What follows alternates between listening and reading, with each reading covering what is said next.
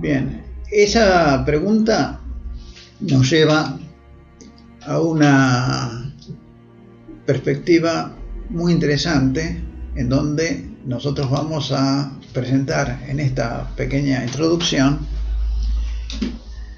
lo que se ha avanzado en materia de liderazgo. Porque últimamente, y sobre todo en los últimos 20 años, han habido aplicaciones, han habido desarrollos, han habido confirmaciones verdaderamente poderosas en lo que vendría a ser el desarrollo de la cualidad de liderazgo. Entonces, vamos a poner énfasis en ese aspecto. Nos vamos a centrar en qué es lo nuevo que están aplicando las organizaciones del mundo en materia de desarrollo de este aspecto central del desarrollo de la organización, de una organización, cualquiera sea, que es el aspecto de liderazgo. Para lo cual tenemos que definir algunas cuestiones de principio que son genéricas. En realidad, desde el punto de vista antiguo del concepto de liderazgo, no del nuevo al cual nos vamos a referir, el liderazgo era algo así como una posición de mando externa a las personas. Ahora, desde esta nueva concepción que quiero transmitirles, el liderazgo es una cualidad humana.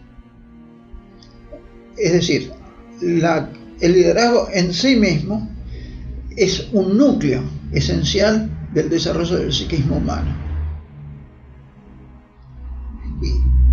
Y como es un núcleo esencial del desarrollo del psiquismo humano, y después lo vamos a desarrollar un poco más en detalle, es también un núcleo central del desarrollo del psiquismo colectivo. De tal manera que el principio de la teoría general de los sistemas de isomorfismo se aplica aquí también. Eso quiere decir que los mismos elementos, o muchos de esos elementos que integran la estructura del psiquismo individual, también participan de la estructura del psiquismo colectivo. Esto, para la psicología normal, la psicología oficial, es difícil de reconocer, a pesar de que desde hace ya muchos años Kurt Lewin desarrolló el concepto de campo. El concepto de campo implica, en definitiva, la existencia de un ser colectivo.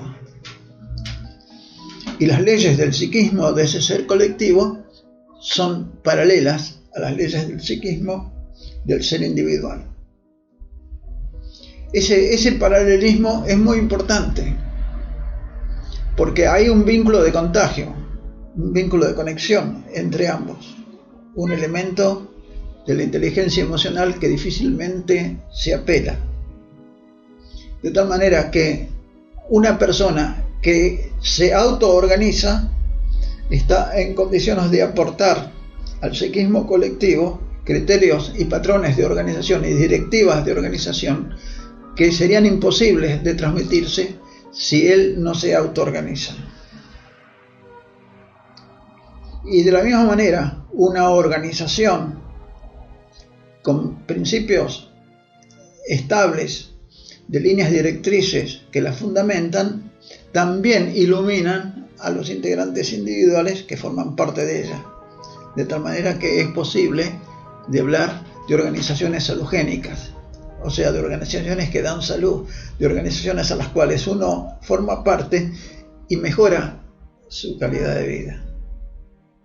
Esa simetría, esa relación entre el individuo y la organización es una de las claves del nuevo concepto de liderazgo, que incluye muchas ciencias, pero de manera muy importante y muy enfática, la inteligencia emocional, cuya parte superior hoy en día los consultores más avanzados le llaman también inteligencia espiritual.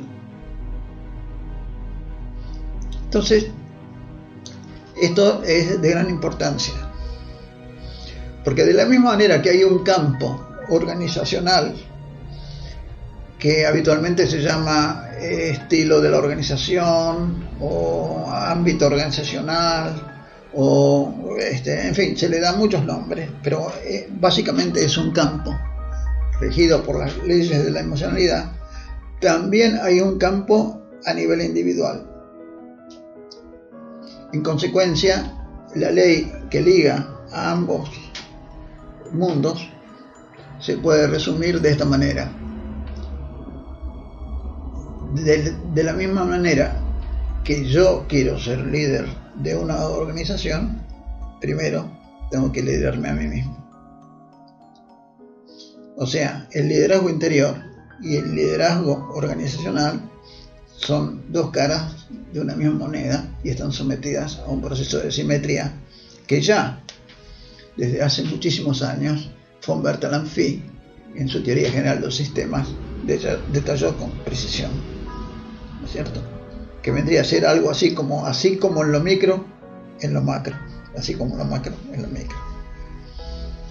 En lo micro, nosotros también tenemos un conjunto de recursos y un conjunto de elementos. Nosotros también, y esto los autores transpersonales lo relatan con muchísima claridad, hay toda una escuela de la psicología transpersonal, en donde dicen que nosotros tenemos un conjunto de subpersonalidades. ¿Cuál es nuestro vínculo con ese conjunto de subpersonalidades? Por supuesto que tenemos subpersonalidades que son positivas, subpersonalidades que son negativas. ¿Qué hacemos con las subpersonalidades que consideramos tóxicas o negativas o sujetas a ser reprimidas? ¿Les ponemos el pie encima? ¿Las barremos debajo de la alfombra? ¿O las escuchamos? ¿O las aceptamos? ¿Las aceptamos bajo alguna condición o las aceptamos incondicionalmente? ¿Somos capaces de ser un centro en donde las convocamos y tratamos de que entre ellas nos presenten una solución y las escuchamos atentamente y respetuosamente? ¿Hacemos eso?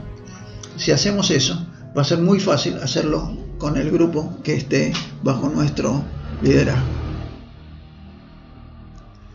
Porque cuando nosotros nos conectamos con nuestros recursos, con nuestras subpersonalidades, llamémosle así, porque didácticamente es muy buena la alegoría, ayuda mucho a verlos cuando nos hablan, e inclusive podemos darle un nombre, e inclusive podemos imaginarnos cuál es su rostro, ¿no es cierto? Imaginémonos que nosotros tenemos un sabio interior, tenemos que escucharlo. Tenemos nuestro filósofo interior, tenemos que escucharlo. Entonces, nuestro mecanismo de conexión interior es un mecanismo de acoplamiento de todas nuestras energías. Porque en nosotros existen todas las energías, existe toda la sabiduría. Si nosotros no tuviéramos toda esa sabiduría, no estaríamos vivos. Toda nuestra vida es un conjunto de fenómenos sabios, extraordinarios, que recién ahora la ciencia empieza a vislumbrar.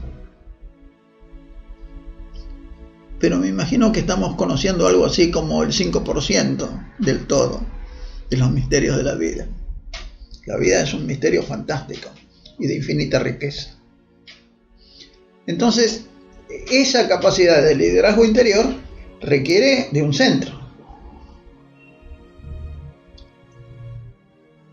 Por eso es que uno de los renglones de capacitación de los líderes es la meditación. Con la meditación, los líderes y las personas, y cada uno de nosotros, todos, nos encontramos con nuestro eje. Cuando nosotros nos encontramos con nuestro eje, nos convertimos en el eje del conjunto de las personas que nos rodean. Cuando nosotros tenemos un eje, generamos adhesión. Cuando nosotros tenemos un eje y somos coherentes, generamos credibilidad. De otra manera, no. De otra manera, somos ese que está ahí, que de vez en cuando se le ocurren ideas. O sea, no somos creíbles, no estamos aportando a la vida de los otros. Esta perspectiva del nuevo liderazgo, si no es tenida en cuenta, no vamos a ser líderes, vamos a ser jefes. Y ahí nos vamos a perder. Porque al ser jefes y caminar cada paso que damos, lo convertimos en un fracaso. Perdemos nuestra autoestima y convertimos a nuestra vida en una vida plena de estrés y de insatisfacción y en consecuencia de enfermedad. Así de simple. Entonces, tiene que haber un eje. La conexión con ese eje entraña la conexión con nuestro sentido de vida. Por eso también que en todos los cursos yo insisto en conectarnos con el concepto de sentido, que es, digamos así, para decirlo muy simplemente, el norte de nuestra brújula, hacia donde nosotros nos encaminamos, hacia nosotros nos dirigimos. El que no sabe a dónde debe dirigirse, que eso reside en él, ¿no es cierto?, no vive, perdura, que es algo muy diferente. Es un sobreviviente, no un superviviente. Ahí está una de las grandes diferencias.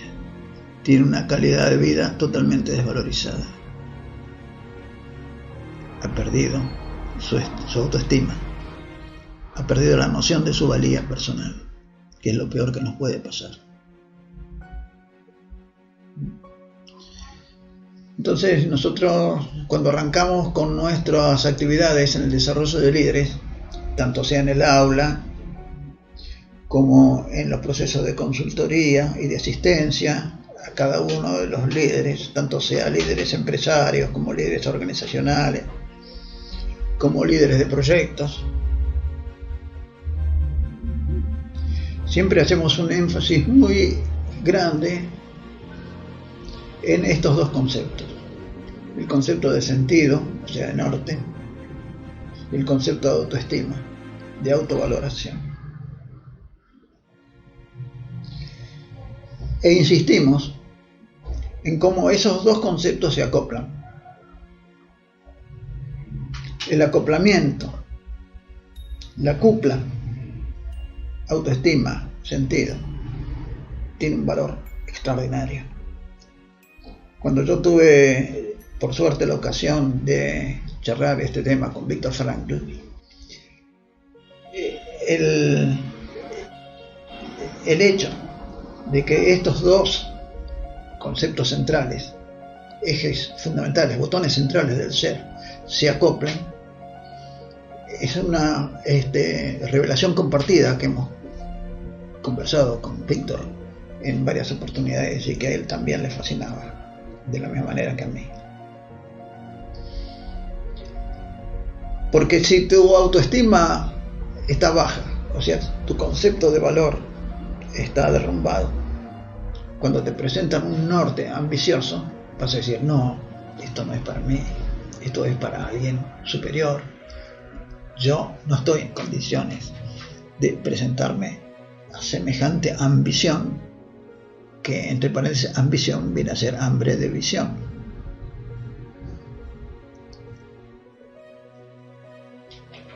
En consecuencia, la autoestima baja traba el acceso a un sentido ambicioso, tal como decíamos recién.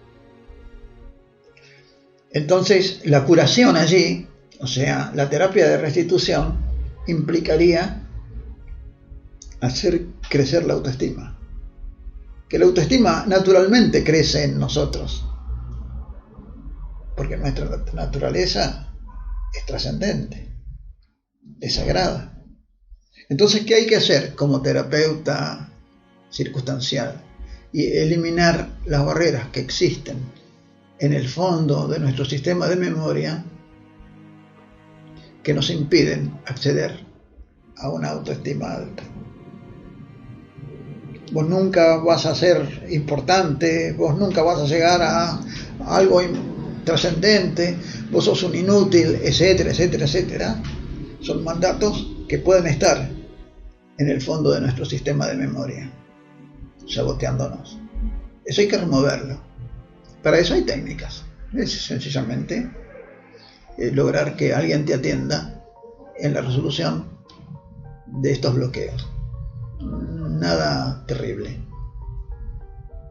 Entonces, cuando tenés resuelto, o empezás a tener resuelto, porque nunca se tienen resueltas las cosas del todo, cuando tengas resuelto tu sistema de autoestima, entonces vas a tener más posibilidades de conectarte con tu sistema de sentido.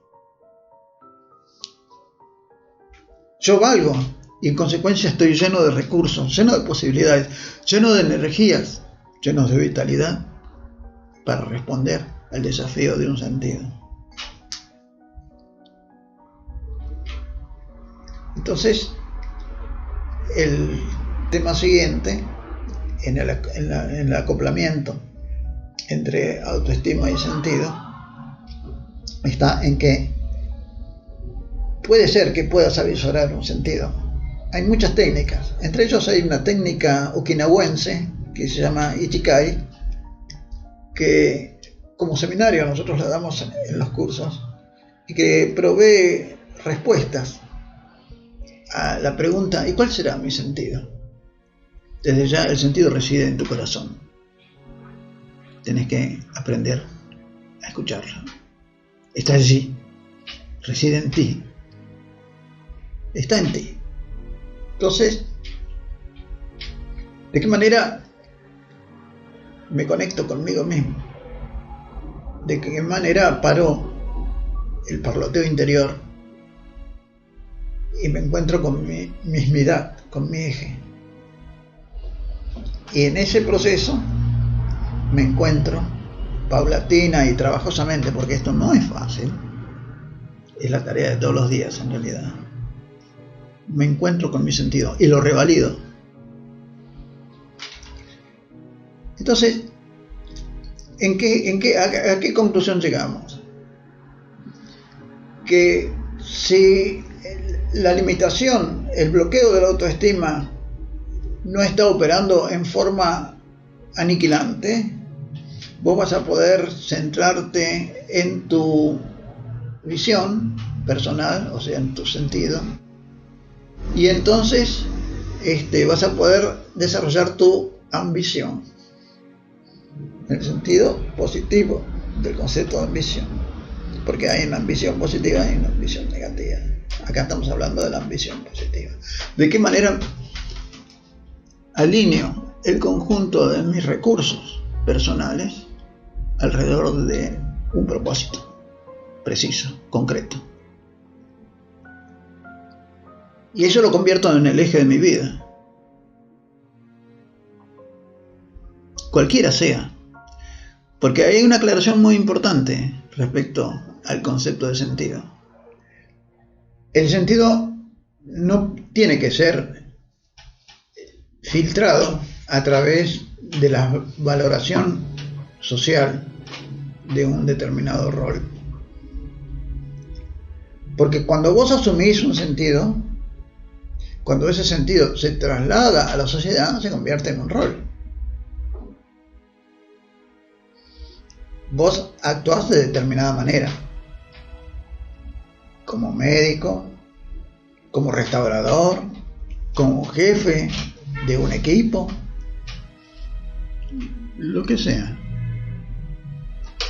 Es decir, que va a haber una traducción de tu sentido íntimo a la realidad, y que ahí el amor que vos tenés por ese sentido lo tenés que auxiliar por tu razón, por tu pensamiento, pero ahí recién funciona tu pensamiento. Ahí tenés que poner a funcionar tu pensamiento y tu racionalidad. no podés arrancar en la racionalidad. Siempre en el psiquismo, tal como se lo ve desde el punto de vista de la nueva ciencia, el psiquismo arranca en la emocionalidad, pasa a la racionalidad y termina en el aspecto cognitivo, en su ejecución, en el compromiso corporal, en el compromiso de acción, y se vuelve a alimentar acerca de los resultados, que es algo muy parecido a la rueda de Deming. Si vos mirás la rueda de Deming, vas a ver que es planificar, actuar, controlar y volver a poner en marcha la rueda. Es una rueda muy parecida. Entonces, si tu acción como líder está centrada en tu autoliderazgo, entonces vas a poder contagiar, vas a poder transmitir. Si no, no. Porque acá estamos hablando de algo muy distinto del enfoque tradicional de líder, pensado como jefe, etcétera, etcétera. El jefe impone, el jefe empuja. Esta visión de liderazgo atrae, concita, tira, no empuja. Porque cuando vos empujas, generas una reacción contraria. Cuando vos atraes, cuando vos sos atractivo, no estás generando ninguna atracción contraria. Estás haciendo que, si vos estás convencido de tu liderazgo central, construís un liderazgo organizacional, y en ese liderazgo organizacional, cada uno de los integrantes suelda su sentido personal con el sentido colectivo.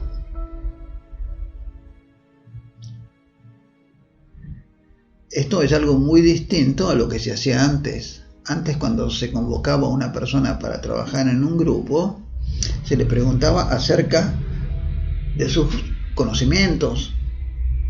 Acá se le pregunta, ¿cuáles son tus valores? Estos son nuestros valores. ¿Hay integración susceptible entre tus valores y nuestros valores? Porque si el sentido está claro, entonces el aporte físico, emocional y de racionalidad se multiplica. Porque entonces valió la pena. Me esforcé, pero logré algo. Y la retroalimentación de haber logrado algo alimenta tu autoestima. Y cuando alimenta tu autoestima, aumenta tu calidad de vida.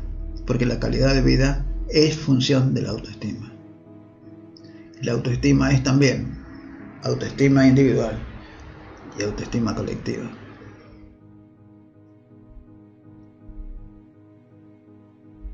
En consecuencia, si yo aprendo a manejar mi autoestima, voy a aprender a manejar la autoestima de mi núcleo, de mi grupo. Porque cuando mi grupo logre avances relacionados al sentido, o sea que pueda en definitiva identificar los avances, porque de lo contrario los avances son imposibles de identificar, entonces su autoestima va a mejorar. Y su autoestima mejora, endocrinológicamente la calidad de vida mejora. Ese es el núcleo fundamental sobre el cual tenemos que trabajar y sobre el cual tiene que trabajar el líder moderno. El líder moderno trabaja sobre el concepto de servicio, no de acopio. No soy más porque tengo más, sino soy más porque doy más. Es una perspectiva absolutamente distinta. ¿Por qué doy más? Porque doy más autoestima, porque doy más sentido, porque doy más calidad de vida. Entonces, este es un liderazgo orientado al servicio, al desarrollo de las personas que están conmigo. Si alguna persona logra niveles superiores a los míos, es mi éxito, porque yo la ayudé a trascender, a desarrollarse. No me estoy comparando con las personas, no necesito compararme con las personas. Necesito desarrollar un sistema en donde les permita a mi gente conectarse con lo mejor de ellos mismos. Esto es sencillamente lo que tenemos que lograr. Y lo que en todas las organizaciones desarrolladas del mundo, de cualquier tipo, desde el deporte hasta el sindicalismo, hasta las ONG o las empresas, o los organismos internacionales o el Estado, se está aplicando. Y yo que he trabajado en 300 proyectos en todo el mundo y he sido durante 50 años profesor titular de calidad de vida laboral, estoy en condiciones de afirmarlo absolutamente. Gracias.